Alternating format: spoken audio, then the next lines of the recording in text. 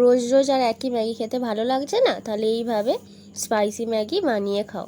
কড়াইতে জল দিলাম, জল দিয়ে অল্প পরিমাণে তেল দিয়ে দিলাম। জলটা ফুটে গেলে ম্যাগিগুলো দিয়ে ভালোভাবে নেড়ে দিচ্ছি। এবার ম্যাগিটা সিদ্ধ হয়ে গেছে, নামিয়ে নিলাম। এবার ওই কড়াই তেল দিয়ে ভালোভাবে নেড়ে নিয়ে ডিমটা ভেঙে দিয়ে দিলাম। এবার ভালোভাবে নাড়িয়ে নিয়ে ঝুড়ি ঝুড়ি করে নিতে হবে। ভাজা হয়ে গেছে, নামিয়ে নেব। এবার ওই কড়াতেই তেল দিয়ে তেলটা ভালোভাবে গরম হয়ে গেলে পেঁয়াজ কুচি, বটবটি কড়াই কুচি, গাজর কুচি, রসুন কুচি, দুটো চেরা লঙ্কা দিয়ে ভালোভাবে নেড়ে দিচ্ছি। ভাজা হয়ে গেলে অল্প পরিমাণে চিনি দিয়ে দেব। এবার অল্প অল্প করে ম্যাগিগুলো দিয়ে দেব, দিয়ে ভালোভাবে নেড়ে দিচ্ছি।